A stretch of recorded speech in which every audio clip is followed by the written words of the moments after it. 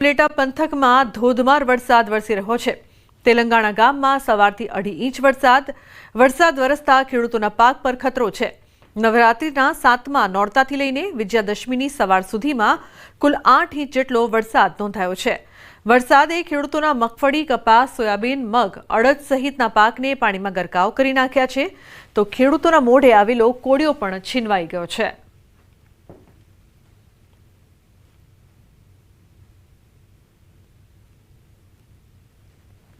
अनेक विस्तार में वरसाद वरसी रह्यो छे, परंतु मगफड़ी, कपास, सोयाबीन, मग पानी में गरकाव।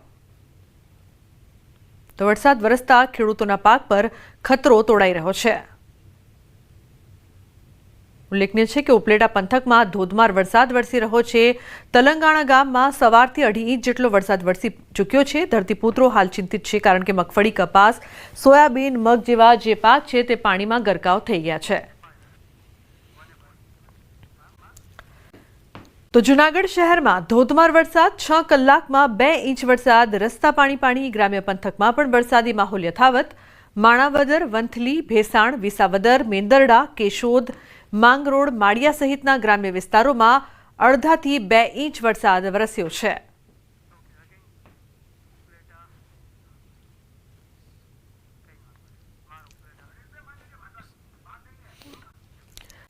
तो जेतपुर में सतत चौथा दिवसे वरसादी माहौल है। जेतपुर पंथक में भारे वरसादी झापटू है। शहरना तीनबत्ती चौक, वडली चौक, अमरनगर, एमजी रोड, फुलवाड़ी, तीनबत्ती, कनकिया प्लॉट सहितना विस्तार में बपोर बाद वरसाद वरसी रह्यो छे। सतत वरसाद ने लईने खेडूतो चिंता में मुकाया है।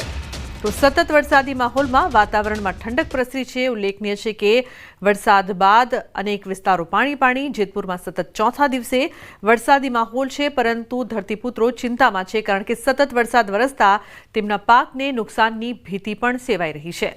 तो जेतपुर पंथक में वरसादी झापटू जोवा मळी रह्युं छे।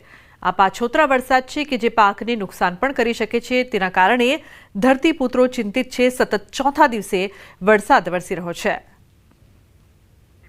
गाजवीज साथे धोधमार वरसाद वरसी रह्यो छे। वाडिया सहितना गामोमां वरसादी माहौल छे।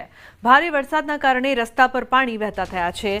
पाछोतरा वरसादने लईने खेती पाकमां नुकसाननी भीति सेवाई रही छे।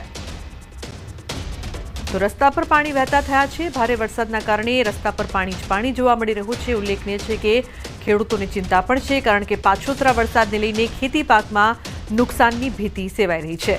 तो अमरेली में गाजवीज साथे वरसादनी शरूआत थई छे। वडिया सहितना गामोमां हाल वरसादी माहौल छे। संवाददाता गौतम लाइव जोड़ाया छे વધુ માહિતી આપવા માટે। ગૌતમ, જે પ્રકારથી આ 2 દિવસ ખૂબ જ મહત્વના છે, નવા ભાજપના પ્રદેશ પ્રમુખ મળવા જઈ રહ્યા છે, શું માહિતી, શું અપડેટ?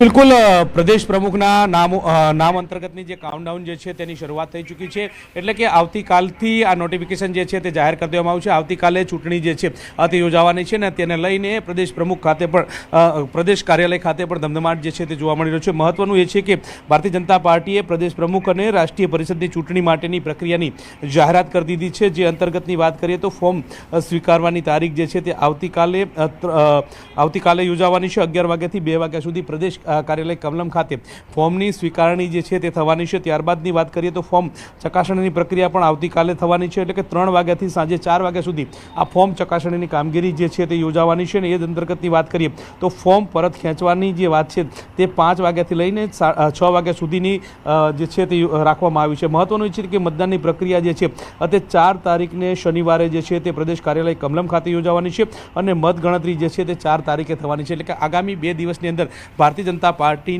प्रदेश प्रमुख जे छे ते मळी जशे। जे अंतर्गत भारतीय जनता पार्टीए विविध नामोनी जाहेरात जे छे ते पण करवामां आवी छे। जे अंतर्गतनी वात करीए तो 200 थी पण वधारे नामो जे छे ते मतदान प्रक्रियानी अंदर जोड़ावाना छे। जेमां लोकसभाना जे संसद सभ्यो जे छे तेमांथी 10% प्रमाणेना नामो जे छे तेनी जाहेरात करवामां छे। केंद्रीय गृहमंत्री अमित शाह जे छे ते पण तेमां मतदान प्रक्रिया करवाना छे। CR पाटीलनो पण समावेश करवामां आवी रह्यो छे। ए ज अंतर्गतनी वात करीए तो मनसुख मांडविया જે કેન્દ્રીય મંત્રી જે છે તે પણ મતદાન પ્રક્રિયાની અંદર સામેલ થવાના છે, ને નીમુબેન બામણિયા જે છે તે પણ આ મતદાન પ્રક્રિયાની અંદર સામેલ થવાના છે. મહત્વનું એ છે કે 200 જેટલા લોકોનો સમાવેશ જે છે તે કરવામાં આવી રહ્યો છે. અત્યારે હાલ તમે જોઈ રહ્યા છો કે કમલમ ખાતે જે મતદાર યાદી જે છે તે પણ લગાવી દેવામાં આવી છે, અને આ પ્રકારના નામો જે છે તે કરી દેવામાં આવે છે. ધારાસભ્યો જે છે તેમના નામો જે છે તે પણ દર્શાવવામાં આવ્યા છે, એટલે કે તેઓ પણ મતદાન પ્રક્રિયાની અંદર પોતે મતદાન કરવાના છે. આ પ્રકારનું નોટિસ બોર્ડ જે છે તે ભારતીય જનતા પાર્ટીના કાર્યાલય કમલમ ખાતે લગાવવામાં આવ્યું છે. તેમાં તમામ પ્રકારના જે ક્રમ વાઇઝ તમે જોઈ રહ્યા છો કે પ્રદેશ પ્રમુખ પરિષદના ચૂંટણી પ્રક્રિયાના મતદાનની યાદી જે છે તે જાહેર કરવામાં આવી છે. જે અંતર્ગતની વાત કરીએ તો વિધાનસભાના ચૂંટાયેલા ધારાસભ્યો પૈકી 10% જે લોકો જે છે તે આ મતદાન પ્રક્રિયાની અંદર જોડાવાના છે.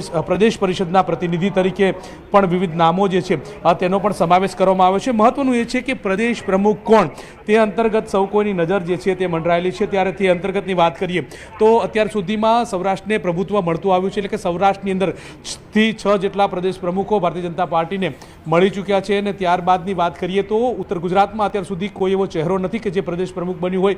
એ જ રીતે મધ્ય ગુજરાતની પણ વાત કરીએ તો તેમાંથી પણ કોઈ પણ વ્યક્તિ પ્રદેશ પ્રમુખ બન્યો હોય તે પ્રકારની વાત નથી. જ્યારે દક્ષિણ ગુજરાતની વાત કરીએ તો વર્તમાન પ્રદેશ પ્રમુખ જે છે તે દક્ષિણ ગુજરાતમાંથી આવે છે, અને દક્ષિણ ગુજરાતને વર્ષો પછી પ્રતિનિધિત્વ મળ્યું હોય તે પ્રકારની વાત છે. કારણ કે અગાઉ જે છે તે એક જે છે તે દક્ષિણ ગુજરાતમાંથી પ્રદેશ પ્રમુખ તરીકે મળ્યા હતા, અને ત્યારબાદ હવે આગામી દિવસોની અંદર પ્રદેશ પ્રમુખ કોણ તે અંતર્ગતની જે ચર્ચાઓ જે છે તે ચાલી રહી છે. જો મધ્ય ગુજરાતની વાત કરીએ તો મધ્ય ગુજરાતની અંદર હાલ તો 2 નામોની ચર્ચા જે છે તે પૂરજોશની અંદર ચાલી રહી છે. એટલે કે મધ્ય ગુજરાતના 2 નામોની અંતર્ગતની વાત કરીએ તો તેમાં દેવસિંહ ચૌહાણ જે છે તેમનું નામ મોખરે ચાલી રહ્યું છે. એ જ રીતે અર્જુનસિંહ ચૌહાણ જે પૂર્વ કેબિનેટ મંત્રી તરીકે પણ રહી ચૂક્યા છે, અને તેમનું નામ પણ ચર્ચાઈ રહ્યું હોય તે પ્રકારના સમાચાર પ્રાપ્ત થઈ રહ્યા છે. તેમનું નામ પણ હોટ ફેવરિટ તરીકે મધ્ય ગુજરાતમાંથી ચાલી રહ્યું છે. તેમને આ પ્રતિનિધિત્વ મળે તો નવાઈ નહીં, કારણ કે તેઓ જિલ્લા પ્રમુખની જવાબદારી પણ નિભાવી ચૂક્યા છે, કેબિનેટ મંત્રી પણ રહી ચૂક્યા છે, અને RSS સાથે સીધું જે છે તે સંપર્કમાં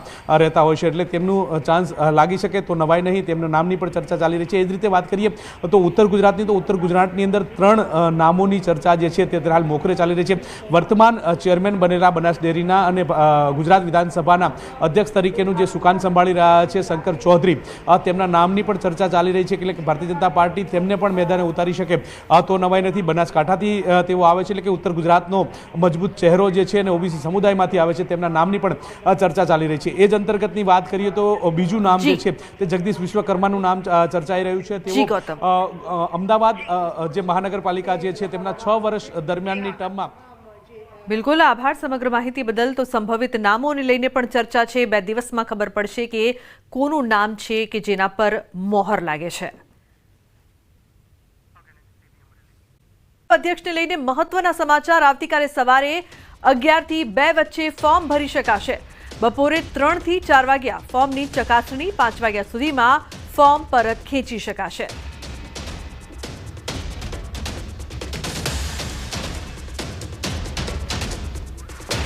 મહત્વપૂર્ણ 4 ઓક્ટોબરે મતદાન અને મતગણતરી. 224 મતદારો મતદાન કરશે.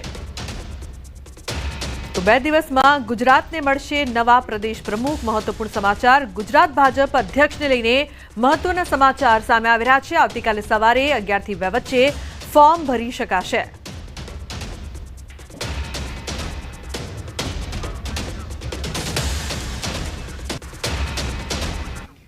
ફોર્મ ભરવાની જે કંઈ પ્રક્રિયા છે એ આવતીકાલે સવારે 11 થી 2 વાગ્યા સુધીના સમય સુધી રહેશે. પછી ફોર્મની જે ચકાસણીની પ્રક્રિયા છે એ બપોરના 3 થી 4 કલાક સુધી રહેશે, એટલે 4 વાગ્યા સુધી.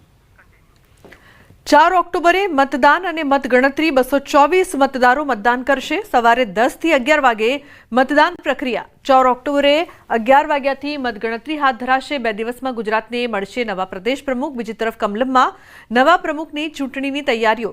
કાર્યક્રમ માટે મંડપ બાંધવાના કર્યા શરૂ. પ્રક્રિયા છે એટલે ચૂંટણી થાય તો મતદાન પ્રક્રિયા છે. એ પ્રક્રિયા સવારે 10 થી 11 કલાક સુધી અહીંયા પ્રદેશ કાર્યાલય કમલમ ખાતે રહેશે. અને મતગણતરી અને જાહેરાત તારીખ 4/10/2025 શનિવાર સવારે 11 કલાકથી એ કાર્યક્રમ. તો 4 ઓક્ટોબરે મતદાન અને મતગણતરી છે. મહત્વનો દિવસ. 224 મતદારો મતદાન કરશે. સવારે 10 થી 11 વાગે આ મતદાન પ્રક્રિયા છે જે હાથ ધરાશે. 4 ઓક્ટોબરે 11 વાગ્યાથી મતગણતરી હાથ ધરાશે. એટલે કે 2 દિવસમાં ગુજરાતને મળશે નવા પ્રદેશ પ્રમુખ, જેને લઈને જે પસંદગી છે તે ચૂંટણીમાં થશે. બીજી તરફ કમલમમાં નવા પ્રમુખની ચૂંટણીની તૈયારીઓ થઈ રહી છે. કાર્યક્રમ માટે મંડપ બાંધવાના પણ શરૂ કરવામાં આવ્યા છે.